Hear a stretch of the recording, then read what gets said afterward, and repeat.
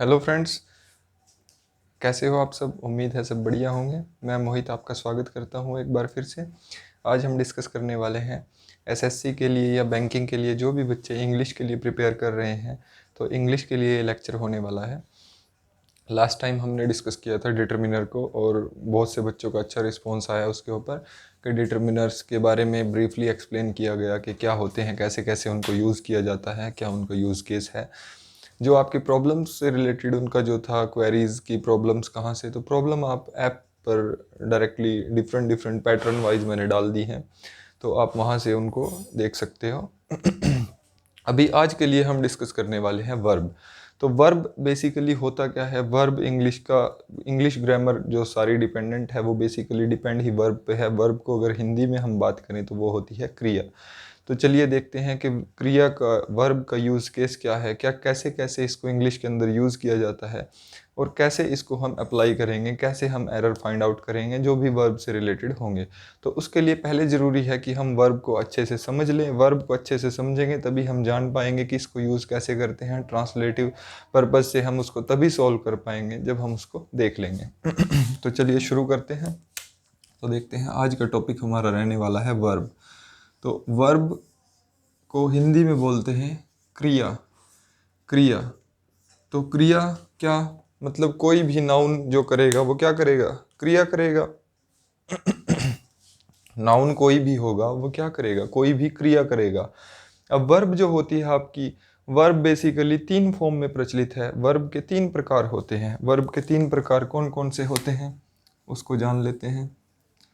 तो हम सभी जानते हैं कि वर्ब के तीन प्रकार होते हैं। उसको हम बोलते हैं वर्ब की फर्स्ट फॉर्म, वर्ब की सेकंड फॉर्म और वर्ब की थर्ड फॉर्म। अब वर्ब की फर्स्ट फॉर्म, वर्ब की सेकंड फॉर्म, वर्ब की थर्ड फॉर्म होते क्या हैं, इसको हम बोलते हैं प्रेजेंट फॉर्म। प्रेजेंट मतलब वर्तमान, इसको बोलते हैं हम प्रेजेंट फॉर्म। इसको बोलते हैं हम वर्ब सेकंड को पास्ट फॉर्म। और इसको हम बोलते हैं, जो मेरा थर्ड बचता है उसको मैं बोलता हूँ वर्ब की थर्ड फॉर्म, यानी कि पास्ट पार्टिसिपल। Past participle. तो अब इस बात को आप ध्यान से समझिएगा कि ये होता क्या है। वैसे तो बेसिकली जब हम टेंस को जब हम डिस्कस करेंगे, तो टेंस के अंदर हम डिस्कस करेंगे कि क्या मेरा प्रेजेंट होता है, क्या मेरा पास्ट होता है, क्या मेरा फ्यूचर होता है। लेकिन अभी के लिए इतना जान लीजिए कि हम सभी जानते हैं प्रेजेंट टेंस मतलब वर्तमान काल, पास्ट टेंस मतलब भूतकाल और फ्यूचर टेंस मतलब भविष्य काल। तो यहाँ पर वर्ब का यूसेज भी अलग अलग टेंस के हिसाब से अलग अलग हो जाता है। इसको हम बोलते हैं वर्ब फर्स्ट को प्रेजेंट फॉर्म यानी कि वर्तमान में, वर्ब सेकंड पास्ट फॉर्म यानी कि पिछला, और ये होता है पास्ट पार्टिसिपल। पास्ट पार्टिसिपल का इस्तेमाल कैसे होगा वो हम आगे डिस्कस करेंगे। ऐसा नहीं है कि फ्यूचर टेंस के साथ ही इसको इस्तेमाल किया जाने वाला है, इसके इस्तेमाल अलग अलग हैं। तो अभी हम यहाँ पर डिस्कस करने वाले हैं जो वो है वर्ब की प्रेजेंट फॉर्म। अब यहाँ पर जो बेसिक बात है इम्पोर्टेंट वो ये है कि वर्ब के हमने डिस्कस किए कि वर्ब के अलग अलग तीन प्रकार हैं। तीन प्रकार से अलग अलग वर्ब को यूज़ किया जाता है। अब वर्ब के तीन प्रकार होते कैसे हैं, उदाहरण के तौर पर देख लेते हैं। जैसे कि मैं बात करता हूँ गो। गो अगर मेरा प्रेजेंट फॉर्म है वर्ब की, तो सेकंड फॉर्म इसकी होती है वेंट और थर्ड फॉर्म इसकी होती है गोन। गो, वेंट, गोन। ठीक है, तो ये हुई वर्ब के तीन अलग अलग फॉर्म। किसकी, गो की। गो का मतलब जाना, तो उसके जाने के तीन फॉर्म हैं। अगर हम पास्ट में बात कर रहे हैं तो हम वेंट का इस्तेमाल करते हैं। गोन का इस्तेमाल हम जैसे जैसे मेरा उससे पहले ऑक्सिलरी वर्ब लगता है तो वैसे वैसे मैं इसको फॉर्म चेंज करता जाता हूँ। ठीक है, थर्ड फॉर्म लगता है या फर्स्ट फॉर्म आएगा या सेकंड फॉर्म आएगा या थर्ड फॉर्म आएगा, तो वो सब हम डिस्कस करेंगे। अब मैंने आपको डिफरेंट डिफरेंट फॉर्म्स क्यों बताई, वो इसलिए बताई क्योंकि वर्ब को कभी भी सेंटेंस के अंदर आप इस तरह से इस्तेमाल नहीं कर सकते कि सिर्फ शब्द के अर्थ के हिसाब से आप उसको इस्तेमाल कर दोगे। आपको शब्दों की नेचर जाननी बहुत ज़रूरी है। मैंने आपको अलग अलग फॉर्म्स इसलिए बताई कि अगर मान लीजिए मेरा सेंटेंस है, बात तो जाने की हो रही है, सिर्फ जाने की, ही गोज़ टू स्कूल, वो स्कूल जाता है।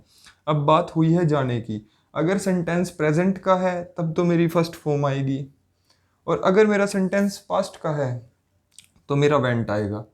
तो यानी कि इन जो फॉर्म्स से क्या हो जाता है, सेंटेंस का नेचर चेंज हो जाता है कि वो स्कूल गया था या वो स्कूल जाता है। तो वो सब किससे डिपेंड कर जाता है, आपकी वर्ब फॉर्म से। देखिए बात तो जाने की ही हो रही है, लेकिन हो क्या रहा है कि फॉर्म के अकॉर्डिंग सेंटेंस का नेचर चेंज हो जाता है। तो इसीलिए यहाँ पर आप लोग इस बात का ध्यान रखिएगा कि वर्ब की फॉर्म्स को अच्छी तरह से लर्न कर लीजिएगा। मैं आपको बोलता हूँ कि जो सबसे ज़्यादा लर्निंग का पोर्शन है वो है सिर्फ और सिर्फ वर्ब की डिफरेंट डिफरेंट फॉर्म्स को याद करना। वर्ब की जितनी अलग अलग तरह की फॉर्म होती हैं वो आपको याद करनी होंगी। इनके मैं आपको अभी एग्जाम्पल भी दूंगा। आपको अलग अलग वर्ब की फॉर्म जितनी ज़्यादा याद होंगी उतना आपके लिए बेहतर रहने वाला है। एक तो आपकी वोकैब स्ट्रॉन्ग हो जाएगी। दूसरा जो मेजर जो पोर्शन आप पकड़ पाओगे वो ये है कि आप सेंटेंस के अंदर देखते ही समझ जाओगे कि यहाँ पर वर्ब की सेकंड फॉर्म आनी थी कि फर्स्ट फॉर्म आनी थी कि थर्ड फॉर्म आनी थी। और या फिर कुछ फॉर्म्स वर्ब की ऐसी होती हैं जिनका तीनों में मतलब सेम रहता है, तीनों सेम रहती हैं, लेकिन वहाँ पर वो आपको कंफ्यूजिंग करने के लिए किसी के पीछे ईडी लगा के दे देगा या ईएनटी लगा के दे देगा, तो उसमें कंफ्यूज हमें नहीं होना है। इसलिए वर्ब की फॉर्म को लर्न करना बहुत ज़्यादा ज़रूरी है। तो अभी के लिए देखते हैं कि हमने डिस्कस किया कि क्रिया क्या होती है। क्रिया वो होती है जो कोई भी संज्ञा करती है, सब्जेक्ट कोई भी जो काम करेगा उसको हम बोलेंगे क्रिया। इसके तीन हमारे डिफरेंट डिफरेंट फॉर्म होते हैं, प्रेजेंट फॉर्म, पास्ट फॉर्म और पास्ट पार्टिसिपल। जैसे मैंने आपको उदाहरण के तौर पर समझाया है कि गो की अगर मैं फॉर्म देखता हूं तो वो है गो, वेंट, गोन। अब यहाँ पर जो इम्पोर्टेंट बात है वो ये है कि अगर मैं गो को देखता हूँ, गो ये कैसा है, फर्स्ट फॉर्म है, ओके है, लेकिन ये एक प्लूरल सेंटेंस के साथ यूज होने वाली है। ये प्लूरल फॉर्म है, प्लूरल फॉर्म। प्लूरल फॉर्म का मतलब समझ चुके हो, बहुवचन है ये। गो क्या है, बहुवचन। अगर मुझे इसको सिंगुलर फॉर्म में बनाना है, सिंगुलर सिंगुलर अगर मुझको इसे बनाना है तो मुझे क्या यूज करना पड़ेगा, इसके साथ एस या ई एस लगाऊंगा तो सिंगुलर फॉर्म इसकी बनेगी goes. He goes to school. Sentence मेरा बनता है ही गोज टू स्कूल। अब मैंने यहाँ पर लिखा है ही गोज टू स्कूल। अब यहाँ पर मैंने ही गो टू स्कूल क्यों नहीं लिख दिया, क्योंकि यहाँ पर ही का इस्तेमाल हुआ है। अगर वही सेंटेंस में लिखता आई गो टू स्कूल, तो यहाँ पर देखिए यहाँ पर गो आया है, तो मैंने देखा कि ये जो मेरा नेचर है वर्ब का वो इस सब्जेक्ट के अकॉर्डिंग, ये मेरा क्या हुआ, सेंटेंस का सब्जेक्ट। यहाँ पर सब्जेक्ट क्या है, सिंगुलर है, तो सब्जेक्ट के अकॉर्डिंग मेरी वर्ब की फॉर्म चेंज होने वाली है। यानी कि मैं बोल सकता हूँ कि अगर मेरा आई, वी, यू, दे और प्लूरल फॉर्म्स, जितनी भी प्लूरल सेंटेंसेस मेरे आएंगे, प्लूरल सेंटेंसेस का मतलब कोई आपको क्वांटिटी दे दी या कुछ भी दे दिया जिससे आपको पता चलता है कि सेंटेंस बहुसंख्या में है, तो वहाँ पर आपको वर्ब की ये वाली फॉर्म यूज़ करनी होगी। और अगर आपके पास इनसे अलग कुछ आता है तब आप ये फॉर्म यूज़ करने वाले हो। यानी कि वर्ब की फॉर्म को आप सिंगुलर बनाओगे according to the verb S या ई एस लगा करके। अब अगर मैं इसको आपके कुछ और एग्जाम्पल बताऊँ, और एग्जाम्पल के अंदर देख लेते हैं कि जैसे मेरा सेंटेंस है प्ले। प्ले कैसी फॉर्म है, प्लूरल फॉर्म है। इसको सिंगुलर अगर बनाना हो तो पीछे लगा दिया मैंने एस। गो को मैंने प्लूरल बनाना था तो मैंने पीछे लगा दिया ई एस। अब ऐसे ही आ जाता है सीख। इसको अगर मुझे सिंगुलर बनाना है तो मैं लगा दूंगा सीक्स। डिज़ायर है, डिज़ायर को अगर मुझे प्लूरल बनाना है तो मैं पीछे लगा दूंगा डिज़ायर्स। उम्मीद है आपको ये बात समझ आई होगी कि इनको हम कहाँ कहाँ यूज़ करते हैं, कैसे कैसे इनका यूज़ होता है। अब मैं डिस्कस करने वाला हूँ आप लोगों के साथ कि वर्ब की ये जो डिफरेंट डिफरेंट फॉर्म्स हैं वो कैसे कैसे होती हैं। ठीक है, तो अभी हम देखेंगे कि वर्ब की अलग अलग फॉर्म्स हैं क्या।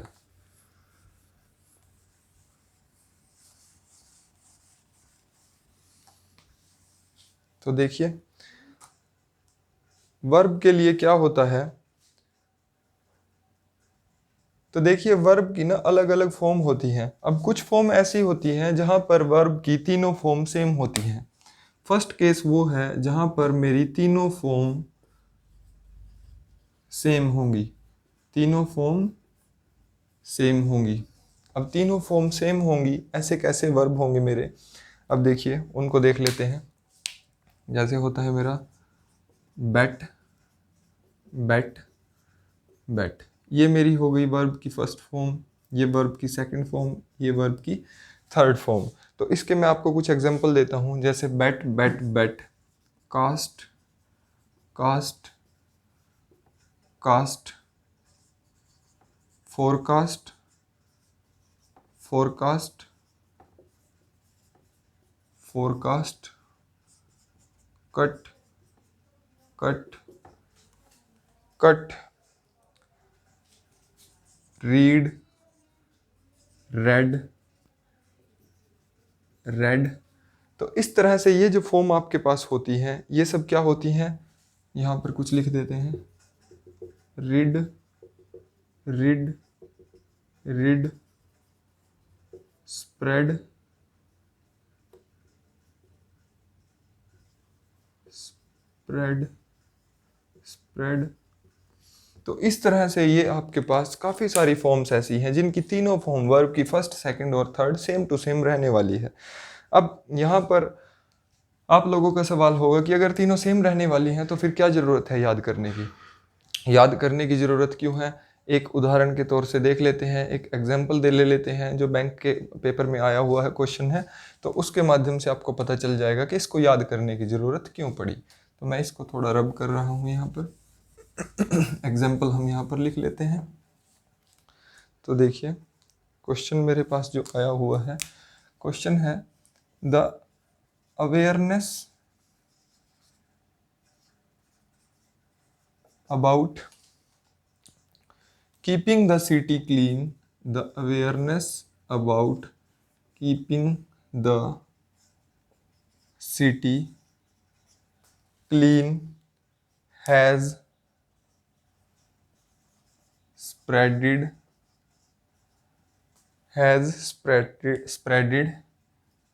across the country। अब ये सेंटेंस आपको लिखा हुआ है, इसके अंदर वो क्या कर देता है, वो ऐसे इसको कट कर देता है, यहाँ पर लिख देता है कि नो एरर।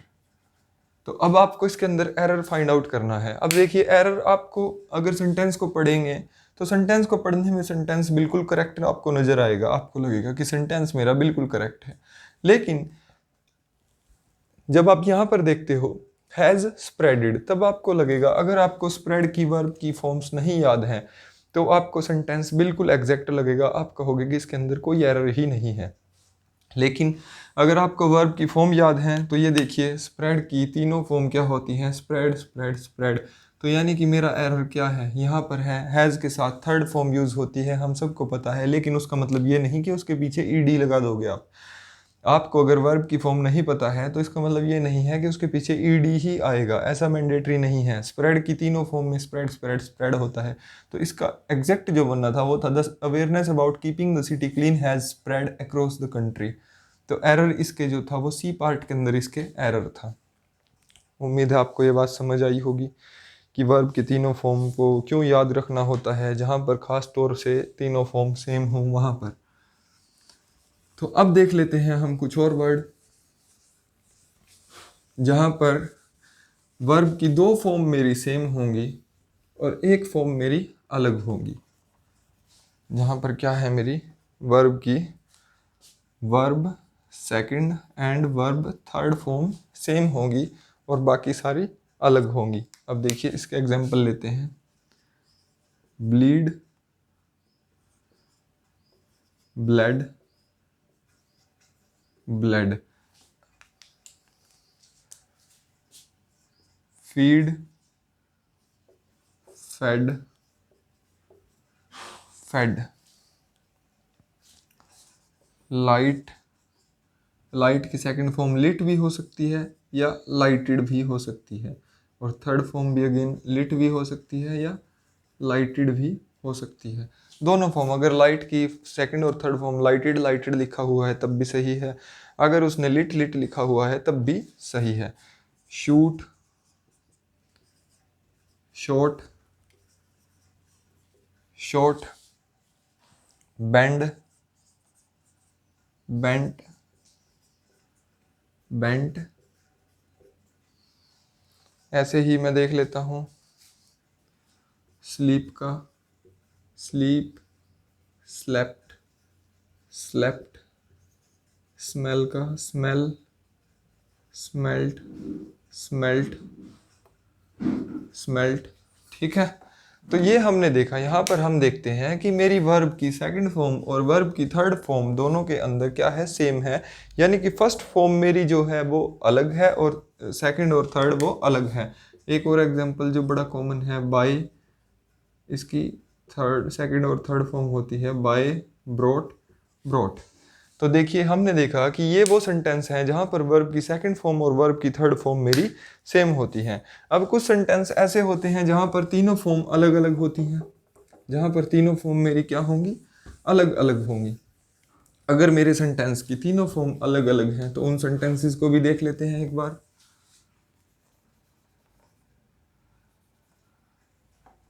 यहाँ पर क्या है कि तीनों फॉर्म अलग है, तीनों फॉर्म मेरी क्या है, अलग है। तीनों फॉर्म जब अलग होंगी तो वो कैसे होते हैं, जैसे arise, arose, arisen, awake, awoke, awoken, awake, awoke, awoken, become, became और अगेन बिकम। बिकम की फर्स्ट और थर्ड फॉर्म जो होती है वो सेम होती है, बिकम, बिकेम, बिकम। बाइंड की अगर हम फॉर्म की बात करें तो बाइंड की फॉर्म मेरी होती है अगेन बाइंड, बाउंड, और इसकी सेम होती है, खैर बाइंड, बाउंड, बाउंड दोनों सेम होती है। ऐसे ही बर्न की अगर मैं बात करता हूँ तो बर्न की भी दोनों फॉर्म सेम होती हैं। हाइड की मैं बात कर लेता हूँ, हाइड, हिड, हिडन। तो मैंने देखा मेरे पास कुछ सेंटेंसेस ऐसे हैं जिनकी फर्स्ट और third form, sorry first, second, third, ये तीनों फॉर्म मेरी अलग अलग होती हैं, तीनों फॉर्म। तो मैंने देखा कि मेरी तीनों फॉर्म क्या है, यहाँ पर अलग अलग हैं। तो मुझे तीनों फॉर्म के बारे में जानकारी होनी ज़रूरी है, क्योंकि अगर मुझे तीनों फॉर्म के बारे में जानकारी होगी तभी मैं इस्तेमाल कर पाऊंगा सेंटेंस के अकॉर्डिंग। अभी मैंने आपको समझाया था कि अगर मेरा प्रेजेंट का सेंटेंस है तब मैं वर्ब की फर्स्ट फॉर्म यूज़ करने वाला हूँ, और अगर मेरा पास्ट का सेंटेंस है तब मैं वर्ब की सेकंड फॉर्म यूज़ करने वाला हूँ। और थर्ड फॉर्म हैज़, हैव या हैज़ या हैव के साथ या हैड के साथ मेरी थर्ड फॉर्म यूज़ होती है। तो उन सब चीज़ों को भी हम देखेंगे, क्योंकि वर्ब को अकेले डिस्कस नहीं किया जा सकता। मैं पहले आपको वर्ब का कंसेप्ट समझाऊंगा। अभी मैं जो आपको समझा रहा हूँ ये है वर्ब का कॉन्सेप्ट। फिर हम वर्ब के ऊपर के कुछ रूल्स देख लेंगे, फिर उसके बाद हम टेंस को समझेंगे, टेंस का कॉन्सेप्ट करेंगे, टेंस के नियम देख लेंगे। क्योंकि टेंस और वर्ब जो है वो एक दूसरे से इंटरकनेक्टेड होते हैं, क्योंकि क्रिया जो है, क्रिया काल के ऊपर बड़ा डिपेंड करती है। क्रिया जो है वो काल के ऊपर बड़ा डिपेंड करती है। क्रिया हुई वर्ब और काल हुआ मेरा टेंस, ठीक है। तो दोनों चीज़ें हमें साथ साथ देखनी होंगी। तो पहले हम स्टेप बाय स्टेप देख लेते हैं। पहले हमने देख लिया वर्ब को, फिर उसके बाद हम देखेंगे टेंसेस को। तो ये आप लोग देख लीजिए तीनों फॉर्म जहाँ पर अलग अलग होती हैं। अब कुछ ऐसे होते हैं जिनको बोला जाता है कन्फ्यूजिंग वर्ब। कन्फ्यूजिंग वर्ब क्यों बोला जाता है? क्योंकि उनके यूज़ केस में कन्फ्यूज़न बहुत रहती है। तो इस चीज़ को आप बड़े ध्यान से देखिएगा जो मैं आपको करा रहा हूँ कन्फ्यूजिंग वर्ब, क्योंकि कन्फ्यूजिंग वर्ब है बहुत ज़्यादा इंपॉर्टेंट, और ये सबसे ज़्यादा कन्फ्यूज़ करते हैं स्टूडेंट्स को एग्ज़ाम के अंदर। तो देखिए इनका नाम दिया गया है कन्फ्यूजिंग वर्ब, कन्फ्यूजिंग वर्ब्स। अब कन्फ्यूजिंग वर्ब क्यों है? देखिए जैसे कि मैं सेंटेंस लिखता हूँ आपके पास, बियर, बियर मैंने सेंटेंस लिखा और इसकी वर्ब की फॉर्म है बोर, बोर्न। अब यहाँ पर इस जो बियर का मतलब है, एक और लिख देता हूँ मैं, बियर। अब इस बियर की जब मैं वर्ब की फॉर्म लिखता हूँ तो वहाँ पर मेरी वर्ब की फॉर्म बनती है, सेकंड फॉर्म होगी मेरी बोर और थर्ड फॉर्म होगी मेरी बोरने। अब डिफरेंस क्या है? यहाँ पर ये ऐसा क्यों, यहाँ पर ऐसा क्यों? यहाँ पर जब ये यूज़ हुआ है तो इसका मतलब है जन्म देना, यानी कि पैदा होना, बियर, बोर, बोर्न। और यहाँ पर इसका जब यूज़ हुआ है तो इसका मतलब है सहना या किसी चीज़ को ढोना। अब जैसे कि आप लोग समझ चुके होंगे कि बोर्न का मतलब तो जन्म देना होता है। अब यहाँ पर मैंने बियर लिखा है, बियर का मतलब होता है बर्दाश्त करना, किसी चीज़ को सहना या किसी चीज़ को कैरी करना, किसी चीज़ को ढोना। अब यहाँ पर इसकी जो थर्ड फॉर्म आई है ये बोर्न, इसका मतलब होता है, इसका मतलब पता क्या होता है, इसका मतलब होता है to bring fruit. To bring fruit का मतलब यानी कि सफल होना। अगर मैं किसी की बात करता हूँ कि आपकी मेहनत रंग लाई, तो वहाँ पर बोला जाता है, सेंटेंस जो यूज़ करते हैं हम वो ये होता है कि फ्रूटफुल रिजल्ट आते हैं मेरे, fruitful result, bring a fruitful result, brought a fruitful result, इस तरह हम यूज़ करते हैं। तो वहाँ पर वो जो फ्रूटफुल रिजल्ट है, टू ब्रिंग फ्रूट, उसको मैं शॉर्ट फॉर्म में बोर्न भी लिख सकता हूँ। ठीक है, इसका मैं आपको एग्जाम्पल भी कराऊंगा अभी। पहले हम वर्ब को देख लेते हैं, कंफ्यूजिंग वर्ब, क्योंकि इनका जो एब्रीविएशन है, प्रोनाउंसिएशन है, वो सब सेम सेम सा है, लेकिन इनका यूज केस अलग अलग है, इसीलिए इनको डिस्कस करना बहुत ज़्यादा ज़रूरी है। अब एक होता है आपके पास बिड, इसकी हमने देखा कि तीनों ही फॉर्म मेरी सेम होती है, बिड बिड बिड। अब वहीं पर एक बिड का यूज़ जब होता है तो उसकी फॉर्म हो जाती है बिड, बेड और बिडन। फिर बच्चे बोलते हैं कि हमें कैसे पता चलेगा कि ये कौन सी फॉर्म हमें यूज़ करनी थी, बिड बेड बिडन यूज़ करनी थी या बिड बिड बिड यूज़ करनी थी। तो देखिए यहाँ पर जो बिड मेरा यूज़ हुआ है, इस बिड का मतलब मेरा है, यहाँ पर जो मेरा बिड यूज़ हुआ है, इस बिड का, सॉरी इस वाले बिड का मतलब है बिड बिड बिड है, जो इसका मतलब होता है प्रयास करना, इसका मतलब होता है मेरा प्रयास करना। और बिड बेड बिडन जो होता है उसका मतलब होता है अलविदा, किसी को कहना, किसी को अलविदा कहना। ठीक है, अब और देख लेते हैं हम फाल। फाल की अगर हम बात करें, सभी को पता है कि फाल का मतलब होता है गिरना। तो फाल, फेल और फालन, ये इसकी वर्ब की फॉर्म होती हैं। लेकिन वहीं पर एक फेल होता है, अगर मैं इसकी बात करूँ, यहाँ पर ये देखिए स्पेलिंग सेम है, प्रोनाउंसिएशन भी सेम है फेल, लेकिन अगर ये फर्स्ट फॉर्म है तो इसकी सेकंड और थर्ड फॉर्म होती है मेरी फेल्ड, फेल्ड। अब डिफरेंस क्या है, यहाँ पर तो है इसका मतलब गिरना और यहाँ पर है गिराना, यहाँ पर है गिराना। गिराना मतलब कोई भी आपने पेड़, कोई बिल्डिंग या कोई टावर वगैरह कुछ गिराया, तो वहाँ पर यूज़ होने वाला है मेरा फेल। और अगर गिर रही है कोई चीज़ नेचुरली, तो उसके लिए यूज़ होता है फाल। ठीक है, ऐसे ही एक वर्ड मेरा है फाइंड। फाइंड का मतलब आप सभी जानते हैं खोजना, तो इसका होता है फाइंड, फाउंड और फाउंड। वहीं मैंने एक शब्द लिखा फाउंड, और इसकी सेकंड और थर्ड फॉर्म मेरी हो जाती है फाउंडेड और फाउंडेड। अब ऐसा क्यों हुआ कि यहाँ पर मैंने फाइंड लिखा, उसका फाउंड फाउंड था, और यहाँ पर फाउंड का फाउंडेड फाउंडेड फाउंडेड क्यों हुआ? तो फाउंड का फाउंडेड फाउंडेड इसलिए हुआ क्योंकि इस वाले फाउंड का मतलब होता है किसी चीज़ की नींव रखना। अगर किसी सेंटेंस के अंदर किसी चीज़ की नींव रख रहा है, तब वहाँ पर मेरा जो वर्ब यूज़ होने वाला है वो होने वाला है फाउंड। और अगर मैं किसी चीज़ को गिरा रहा हूँ तो वो होती है फेल।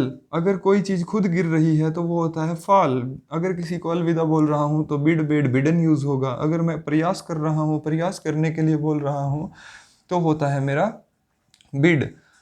बियर मतलब अगर मैं बर्दाश्त कर रहा हूँ, अगर कोई पैदा हो रही है, तो वहाँ पर यूज़ होता है बियर बोर बोर्न। राइट, उम्मीद है आपको ये बात समझ आई होगी।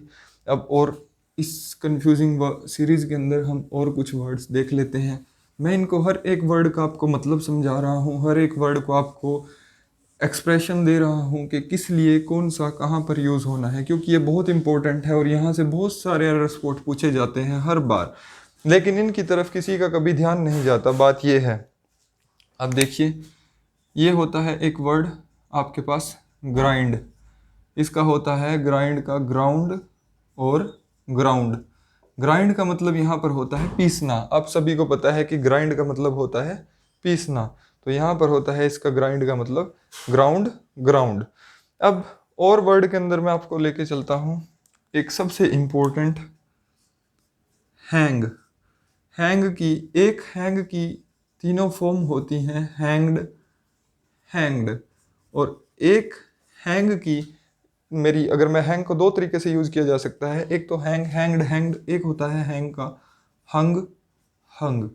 अब दोनों के अंदर डिफरेंस क्या है? देखिए, दोनों के अंदर डिफरेंस ये है कि जब भी मैं किसी चीज़ को नेचुरली लटकाऊंगा, मैंने लटकाया है किसी चीज़ को, तो लटकाने के लिए इस्तेमाल होगा मेरा हैंग। और अगर मैंने फांसी दी है सिर्फ और सिर्फ फांसी देने के लिए, तो वहां पर हैंग्ड का इस्तेमाल होगा। Hang, hanged, hanged. जैसे कि कोर्ट के अंदर बोलता है, आपने मूवीज में देखा होगा, तो जज क्या बोलता है? To be hanged till death. To be hanged till death. वो ये नहीं बोलता to be hung till death, to be hanged till death. तो हैंग्ड मेरा जो वर्ड यूज होने वाला है वो सिर्फ फांसी देने के लिए इस्तेमाल होने वाला है। इस बात में कभी कंफ्यूज मत होइएगा। अब सेकंड मोस्ट कंफ्यूजिंग वर्ड वो होता है ले। ले, LAY, ले। देखिए, ले की ना एक होता है ले, लेड, लेड। एक होता है ले, लेड, लेड। एक होता है लाई। इस लाई की जो फॉर्म होती है वो होती है ले और लेन। एक और होता है मेरे पास लाई, जिसकी लाइड, लाइड होती है। ठीक है। अब तीनों के अंदर डिफरेंस क्या है? डिफरेंस बहुत बड़ा है, और यहाँ पर सबसे ज़्यादा मेरे एरर स्पॉट पूछे जाते हैं। इस ले का मतलब होता है बिछाना, बिछाना।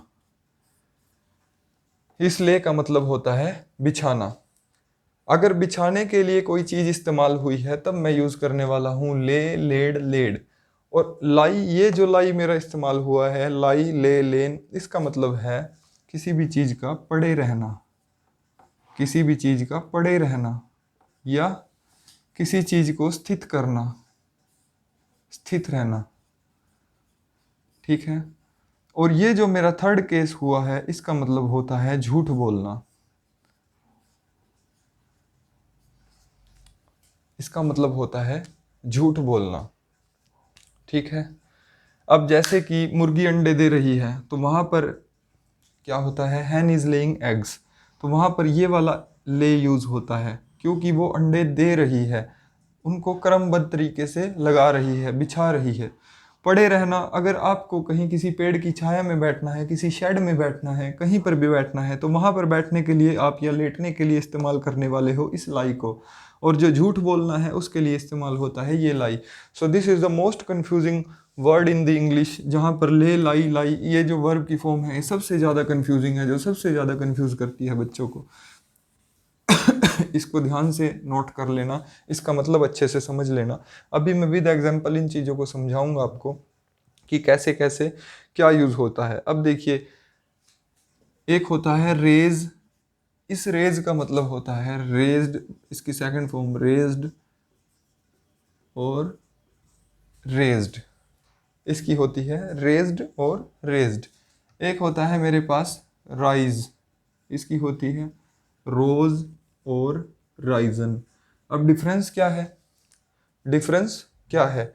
इसका मतलब होता है किसी भी चीज़ को बढ़ाना।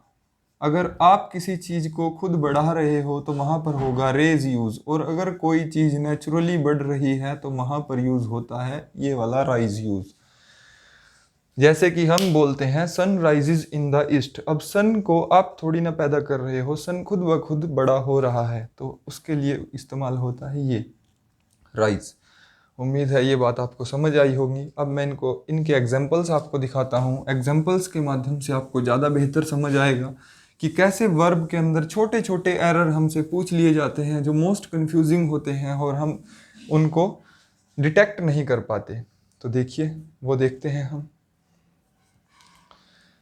फर्स्ट सेंटेंस में लिखता हूँ, you must be sure that your labor will born fruit। Fruit, यहां पर देखिए उसने बोला है you must be sure that your labour will born fruit. आपकी मेहनत फ्रूट लाए, यानी कि फल लाए, आपकी मेहनत फल दे। You must be sure that, आपको इस बात में श्योर होना चाहिए कि आपकी मेहनत रंग लाए, आपकी मेहनत फलदायी हो। तो यहाँ पर बोर्न मतलब कौन सा? ये वाला बोर्न नहीं आने वाला है, यहाँ पर बोर्न आने वाला है ये वाला। ठीक है। तो ऐसे छोटे छोटे से एरर आपको मिलेंगे जिनका आपको पता नहीं चलेगा कि ये सही है या गलत है। अब अगला देखते हैं example. To build his house he fell a very old tree. अब देखिए यहाँ पर क्या बात हो रही है। To build his house he fell a very old tree. अपना घर बनाने के लिए उसने एक बहुत पुराने वृक्ष को क्या किया, गिराया। अब पेड़ को उसने खुद गिराया है। तो अब यहाँ पर वर्ड जो यूज हुआ है वो है फेल। अब यहाँ पर क्या है कि वो पेड़ को गिरा चुका है तभी तो वो घर बना रहा है। अगर पेड़ को वो गिरा चुका है, उसने अभी नहीं गिराया है, वो क्या कर चुका है, गिरा चुका है। अगर वो पेड़ को गिरा चुका है तो यहाँ पर मेरा फेल्ड यूज होने वाला है। He felled a very old tree. Next देखते हैं। For his crime the accused will be hung till death। अब यहां पर बोल रहा है for his crime the accused will be hung till death। अब डेथ के लिए बात हो रही है, तो डेथ के लिए अगर लटकाने की बात होती है तो कौन सा लटकाना यूज होता है, हैंग्ड। यहाँ पर आने वाला है हैंग्ड। बी अगर आता है तो बी के बाद वर्ब की थर्ड फॉर्म यूज होती है, तो वर्ब की थर्ड फॉर्म यहाँ पर आएगी हैंग्ड, नॉट हंग। नेक्स्ट देखते हैं। The government has again rise the price of petrol. यहाँ पर क्या बोल रहा है, the government has again, Ryzen लिखना चाहिए, राइजन, हैज आया तो third form, has again Ryzen the price of petrol. अब यहाँ पर क्या हुआ है, गवर्नमेंट ने पेट्रोल के दाम को बढ़ाया है। अब पेट्रोल के दाम कौन बढ़ा रही है, गवर्नमेंट बढ़ा रही है। तो गवर्नमेंट अगर किसी चीज़ को खुद बढ़ा रही है, पेट्रोल के दाम स्वयं थोड़ी ना बढ़ रहे हैं, उनको कोई ना कोई बढ़ा रहा है। तो यहाँ राइजन की जगह आना चाहिए रेज्ड। रेज्ड यहाँ पर आएगा रेज्ड। ऐसे ही इसी क्रम में एग्जाम्पल नेक्स्ट ले लेते हैं।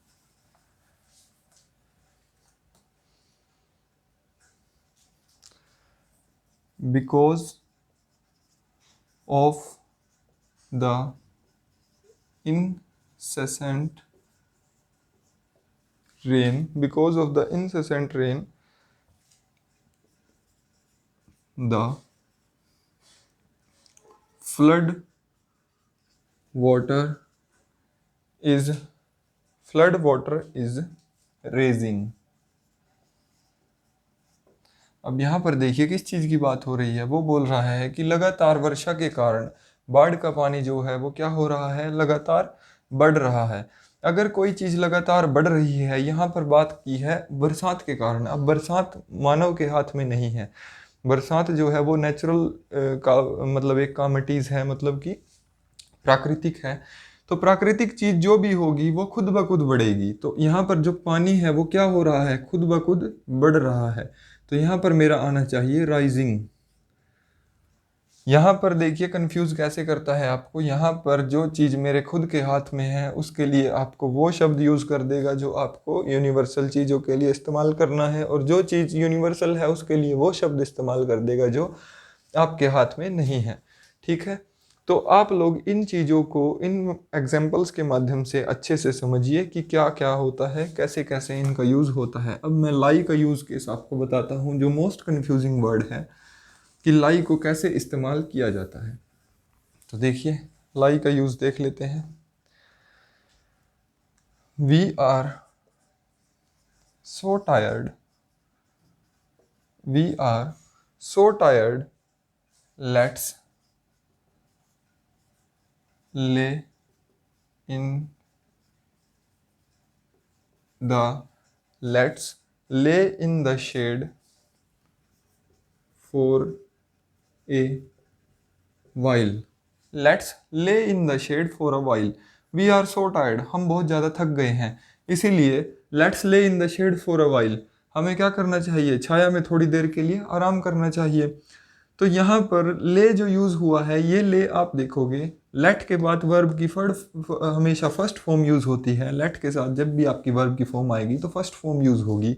अब लेट के बाद वर्ब की फर्स्ट फॉर्म यूज़ हो रही है और यहाँ पर आपने लिख दिया ले। इस ले का मतलब वर्ब की फर्स्ट फॉर्म का होता है बिछाना। बिछाओगे किसको? आदमियों को बिछाओगे क्या? आदमियों को बिछाया नहीं जाता, आदमियों को तो स्थापित किया जाता है, स्थित किया जाता है, बिठाया जाता है। तो यहाँ पर क्या आना चाहिए? कौन सा फॉर्म यूज होना चाहिए? ले की जगह मेरा आना चाहिए lie. Let's lie in the shade for a while. अब नेक्स्ट देख लेते हैं सेंटेंस मेरा। For the damage he has, for the damage he has laid claim against the